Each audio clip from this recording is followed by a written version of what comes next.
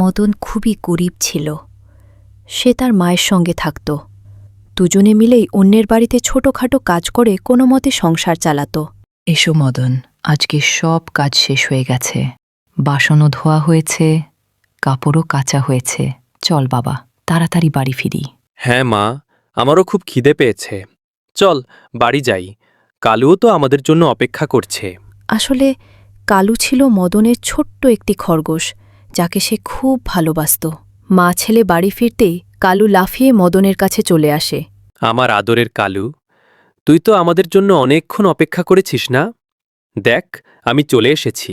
আয়, তোকে গাজর খাওয়াই। তোকে তো খুব খিদে পেয়েছে, তাই না?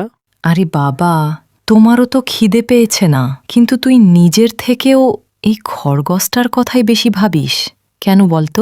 হ্যাঁ মা, এই আমার একমাত্র বন্ধু। আমরা এখানে একটা ছোট ঝুপড়ি ঘরে থাকি, আর পাশের মহল্লার ধনী ছেলেমেয়েরা আমার সঙ্গে কথাই বলে না। কিন্তু কালুকে পাওয়ার পর থেকে আর কখনো বন্ধুদের অভাব মনে হয় না।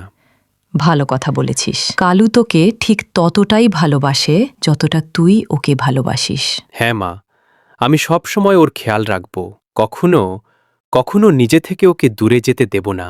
রাত হয়ে যায়। মদন আর তার মা ঘুমিয়ে পড়ে। কালু উঠোনে ঘুমোচ্ছিল। হঠাৎ একটি কালো ছায়া এসে পড়ে। সে ছিল এক ভয়ঙ্কর ডাইনি।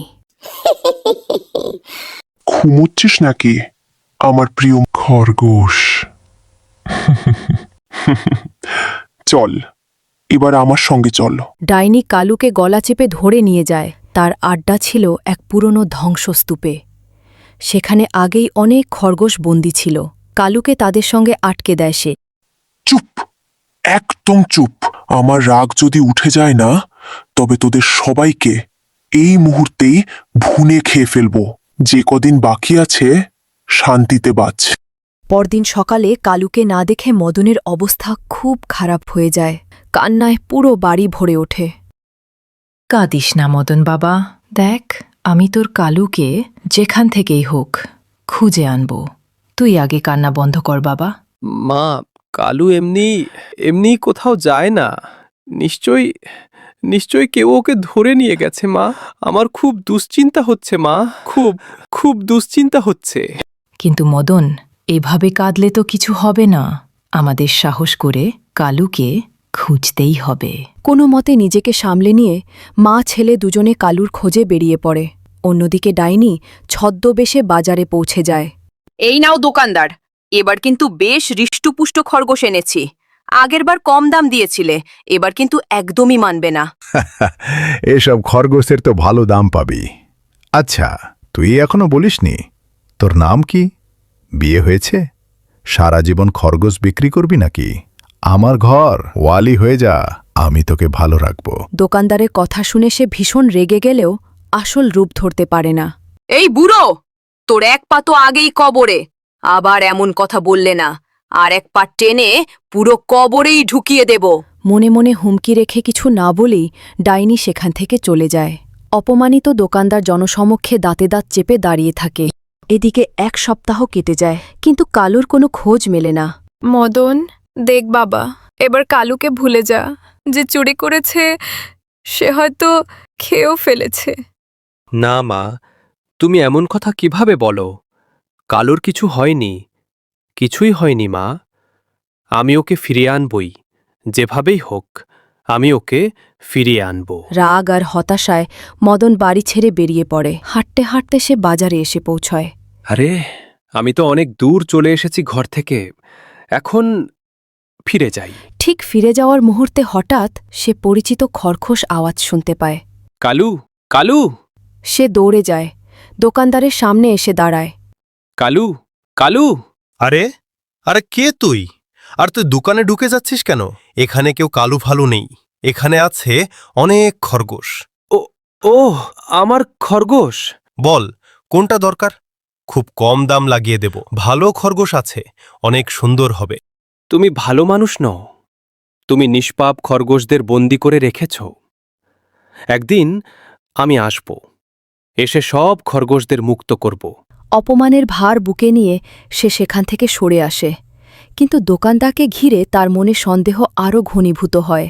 আমাকে এই দোকানের ওপর নজর রাখতে হবে, তাহলেই আমার কালুর খোঁজ পাব। সেই দিন থেকেই মদন সারাক্ষণ দোকানদারের ওপর নজর রাখতে থাকে। রাত নামতেই সে এক অদ্ভুত দৃশ্য দেখতে পায়। একটি সুন্দরী মেয়ে একটি বড় বস্তা নিয়ে দোকানদারের কাছে আসে। এই লে দোকানদার, এখানে অনেক খরগোশ আছে। তারপর দোকানদার বস্তার ভেটির হাতে তুলে দেয় এবং তাকে টাকা দেয়। দূর থেকে লুকিয়ে লুকিয়ে মদন সবকিছু দেখে ফেলে। এটা কি হচ্ছে? এই মেয়েটাকে আর এর কাছে এত খরগোশ কোথা থেকে এলো? নিশ্চয়ই ওই আমার কালুকে চুরি করেছে। এরপর নিঃশব্দে সেই মেয়েটির পিছু নেয়। হঠাৎ পিছন থেকে কেউ তার নাম ধরে ডাকে। মদন থেমে গিয়ে পিছনের শিরে তাকায়। কে? আরে আরে ভয় পাস না মদন, আমি তোর মা। তুই অনেকক্ষণ ধরে বাড়ি ফিরিসনি বলে আমি তোর খোঁজ করতে বেরিয়েছিলাম। আমি দেখছি তুই জঙ্গলের দিকে যাচ্ছিস, এই জন্যই তোর পিছু পিছু আসছিলাম। এখন তুই বল, তুই এত গভীর জঙ্গলের দিকে যাচ্ছিস কেন? মা, দেখো, ওই মেয়েটাই আমাদের কালুকে চুরি করেছে। কি সত্যি? আরে মদন, এই মেয়েটা তো গভীর জঙ্গলের দিকেই যাচ্ছে। এর পিছনে যাওয়া কি ঠিক হবে? আমার কিন্তু কিছু বিপদের সংকেত পাচ্ছি। যা কিছুই হোক মা, ওর পিছনে গেলেই আমি আমার কালুকে খুঁজে পাব।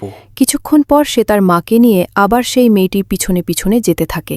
মেয়েটি গভীর জঙ্গলের ভেতরে ঢুকে পড়ে। কিছু দূর এগোতেই তার রূপ বদলে যায়। সে নিজের আসল রূপে ফিরে আসে। সে আর মানুষ নয়, সে একটি ডাইনি।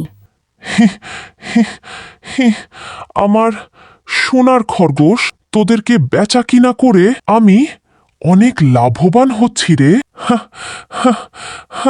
আরে তুই তো এর ডাইনি! কি ভয়ানক দেখতে। মাগো মদন, জল বাবা, এখান থেকে চলে আয়। আমার কিছুই ঠিক লাগছে না। না মা, ওই দেখো আমাদের কালু।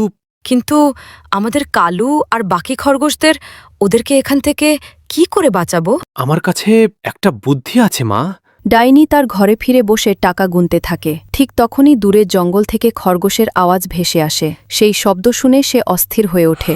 আরে এটা কি? আর একটা খরগোশ এই জঙ্গলের মধ্যে? এখনই যে তাকে ধরি। সঙ্গে সঙ্গে সে ঘর ছেড়ে জঙ্গলের ভেতরে দৌড়াতে থাকে এবং এক প্রান্ত থেকে আরেক প্রান্তে খরগোশ খুঁজতে থাকে। ডাইনি যখন ঘর থেকে অনেকটা দূরে চলে যায়, তখনই মদনের মা সুযোগ নিয়ে সব খরগোশকে একটি বড় বস্তার ভেতরে ভরে নেন। তারপর তিনি সেখান থেকে সরে গিয়ে জঙ্গলের শেষ প্রান্তে মদনের জন্য অপেক্ষা করতে থাকেন। এদিকে ডাইনি উন্মাদের মতো খরগোশ খুঁজে বেড়ায়। কিছু না পেয়ে সে ধীরে ধীরে নিজের ঘরের দিকে ফিরতে শুরু করে। ঠিক সেই সময় তার সামনে এসে দাঁড়ায় মদন। কোনো কিছু ভাবার আগেই মদন ডাইনির দিকে একটি পাউডার ছুঁড়ে দেয়। আহ, কে তুই? আমার চোখ জ্বলছে। আমার চোখে কি ফেলেছিস? আমি তোকে ছাড়ব না। আমি তোকে জিন্দা খেয়ে নেব। ছাড়বি তো তখন, যখন তুই আমাকে দেখতে পাবি। পাউডারটি তার চোখে পড়তেই সে কিছুই দেখতে পায় না। অন্ধকারে ডাইনি ভয়ঙ্কর চিৎকার করতে থাকে।